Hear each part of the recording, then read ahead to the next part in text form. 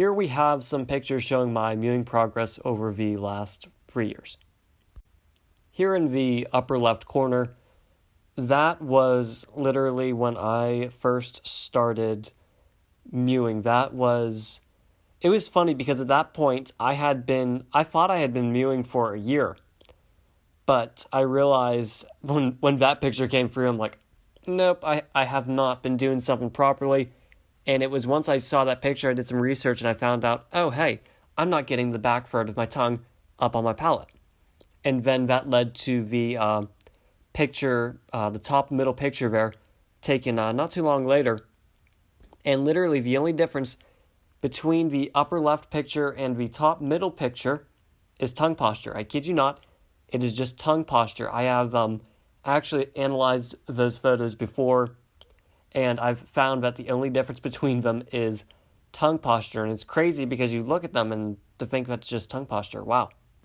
And then here in the top right, so that was June 2019. So 3 months after I learned how to properly mew, and it looks roughly about the same. And I mean, mind you, 3 months of mewing, you're not going to look drastically different per se.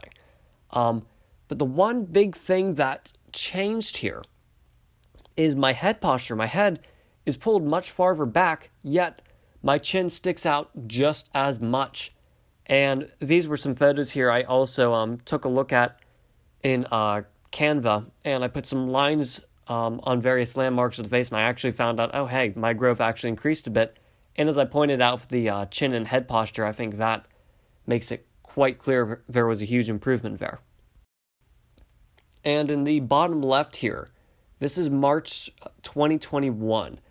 I unfortunately do not have any pictures from 2020, like middle of 2020, to track things.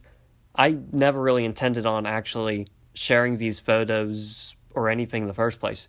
So March 2021, I had been running Mewing channel for I think about a month at that point.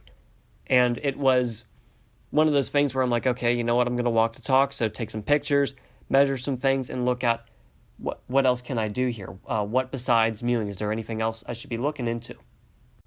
And it was at this point I had been doing thumb pulling for a year, and I found with thumb pulling I could gain 1.5 millimeters in palatal width within a year, as opposed to 1 millimeter in a year with just mewing alone. I also was not actively doing any hard chewing, like any sort of hard chewing exercise. Like I was eating hard foods all the way up until this point, but I was not actually going about chewing hard gums consistently. It's like it was something I would dabble with, but I never really got seriously into it. Now I was considering a palatal expander. And the idea being I would do this hybrid mewing and palatal expander sort of treatment. And it was going to be really, really neat. I had it all planned out. The only reason I didn't go through with it is because I had discovered a course on Instagram teaching intraoral face pulling techniques, which was basically thumb pulling on steroids.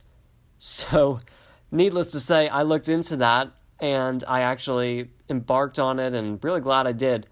And that's what brought me to 1 year later. You see in the bottom right, March 2022, that is the effect it had on my face. Literally, the difference between those photos, I kid you not, is 8 millimeters in palatal width. Yes, I did remeasure a couple times just to be sure, and yeah, consistently 8 millimeters. By the way, so the oldest photo shown here in the top left from March 2019, my palatal width, it was, so just measuring between the fourth teeth of the upper palate, the distance was 27 millimeters, and then March 2022, that same measurement between the fourth teeth was 38 millimeters. So a total gain of 11 millimeters in palatal width with my 3 years worth of mewing exploits. Pretty good. And then here I have this picture here just so you can see the difference 3 years. And these pictures here, they're not staged. I'm just looking straight ahead as I normally do, just as if I were standing and you happen to see me just standing out in public. Like, that's just how my head and neck posture normally are. If my head posture looks a bit forward placed in my latest photos, March 2022, that's because it is. When I took this photo, I had a bit of a kink in my upper back and I couldn't really fully straighten out, contract the rhomboids and pull the head back. But anyways, I had to get the picture taken, and the big point is that I get the picture taken so that way I have an accurate view of the profile, and regardless of head posture, as long as I have that outline of the profile, there's a bunch I can do to still analyze any progress made, so that was key. And here's an interesting way to view the profile. So the photo on the left was taken by an orthodontist, and I ended up aborting that treatment. It was an Invisalign treatment, discovered mewing 2 weeks in, and then I decided to abort the treatment 6 weeks in favor of mewing. And then the picture on the right, that was taken March 2022, and you can see the difference here without me even drawing lines on it. It's pretty obvious. Mind you, this is 3 years of mewing and a difference of 11 millimeters in palatal width. Notice how the eyes are more open in the after photo. The reason for this, I believe it has to do with a reduction in sleep-disordered breathing. I learned about this from a myofunctional therapist, and what she had mentioned was that whenever you go about correcting sleep-disordered breathing or any myofunctional issues, the stuff we try and correct with mewing for the most part, that will then show a improvement in the eyes. The eyes become a little more open. They don't seem as closed off, and like you notice the photo on the left, how my eyes look tired, but then on the right, they look alert. Not sure if it's as obvious here, but you can also see that the outer third of my eyebrows have become thicker in the after photo. I have some better pictures showing this elsewhere. Like, you can see my Instagram, I have a post actually going over this, and essentially what it shows is that the thyroid health improved immensely. When the outer third of the eyebrows becomes thicker, that means the thyroid health is really good. Real interesting to note here is my ears are now flatter against my skull. And you can see this here, and the reason why is because that's how much my jaws have moved forward. The reason the ears will stick out to the side in the first place is because the jaws fall down and back. So the more upwards and forwards placed they are, the more they will adhere to the side of the cranium. And for anyone who's skeptical if there was any improvement there, if it was a trick of lighting, angles, you name it, that's why I included this right here. So what I did is I put these photos in Canva, and I took just a triangle shape, and with each photo, I lined up that triangle with the outer corner of the eye, and then that one part along the nose. And then from there, I just took a line, and I put it directly behind it. I made sure the line is just 90 degrees, so nothing going on there.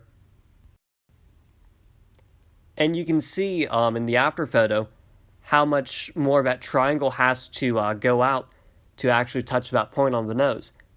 And with that, the entire face, you can see a lot more of my face is now past that line. So right here, this is a fairly accurate way to measure forward growth.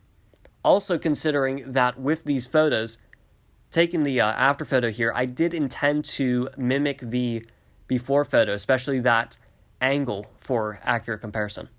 And by angle, I mean how my head is tipped back.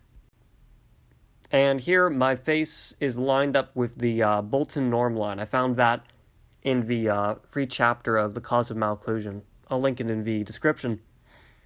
And the Bolton norm line is essentially what orthotropists go by to judge facial growth. They believe that is the ideal, the orthotropic ideal. So with all my mewing exploits, I'm essentially working on getting my profile closer and closer to that line, trying to fill out that line as you can see here.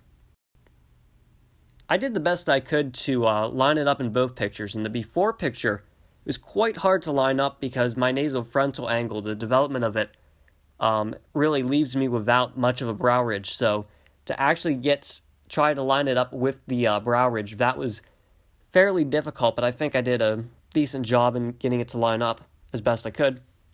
Now in the after photo here, it lines up much, much easier. The nasofrontal angle can definitely be improved still, but comparing the two photos, you can definitely see how much my jaws have come upwards and forwards, or more so, developed better. Also, notice how in the before photo, how low the lips are in comparison to that of the line. And then you look in the after photo, and my lips are actually up higher and closer to the line. So then if we look at this photo here, I just drew a line from the lips of the Bolton norm line to my lips in both the before and after here. And you can see how the angle of that line changed. And what this shows is that the jaws really did come upwards and forwards a good bit. Now, here with these photos, I decided to do something unusual, and I tried to line up the Bolton norm line with the lower third of the face first. Normally you don't do this, you line it up with the brow ridge first, but I decided to try this because I noticed that my lower third in the after photo is, I wouldn't say it's well developed, I mean it's definitely better developed, but the integrity of it's very well proportioned. And that easily shows in the after photo here, and you can see in the before photo, my nasolabial angle is quite obtuse, mentolabial angle, everything is pretty recessed. But then in the after photo, it's almost a perfect fit. I mean, it really fills it out nicely, and what this shows ultimately is I maintain really good oral posture. Now, really looking at my face in the after photo, the big thing right now, my weakest link would definitely be the middle of my face, the middle third of my face to be specific. And here we have a jawline. So you can see in the before photo, the gonial angle was pretty open, and then in the after photo here, it is not as open, much more acute. And what this ultimately shows here is that my ramus actually became longer. The ramus of my mandible actually became longer, and I believe a lot of this has to do with the fact that the maxilla started to really develop upwards and forwards. Because when the maxilla moves upwards and forwards, it gives the mandible room to come forwards. Not many people realize that if you want to increase mandibular development, you have to, in most cases, you have to first increase maxillary development. And to illustrate why this is the case, so if you just have a normal class 1 or class 2 malocclusion, what you can do is you just have your teeth lightly together and you try sliding your lower jaw forwards as far as you can while keeping your teeth together. And what you'll notice rather quickly is that your lower jaw ends up running into the front teeth. Now the front teeth, for the position of them to change to actually flare out more so the lower jaw can come forwards, or it's for the the front teeth to actually move forwards, the maxillary development needs to be enhanced. I think it's interesting to note that with all my mewing exploits over the years, I've really focused a bunch on the maxilla. I haven't really focused too much on the lower jaw because what I've personally found, especially with like thumb pulling and the face pulling and stuff, is the better my maxilla gets, the better my mandible will get automatically. And here we have something really interesting. So on the left is an illustration from a physiognomy book, and it was going about personality typing based off of the 4 bodily humors, and you can actually look this up. And this one here, it's sanguine is the type. Now, it's interesting to note that sanguine, it correlates with the MBTI types as ESFP. Now, my personality type via the MBTI is ENFJ, and that would actually be a whatchamacallit, a choleric phlegmatic by that kind of typing. But it's kind of funny because if we look at the actual photos here of those types, all those types together, if you put the face of the choleric and the phlegmatic together, wouldn't it come out as the sanguine? So at any rate, that's pretty interesting how closely my face lines up there. That's, yeah, wild.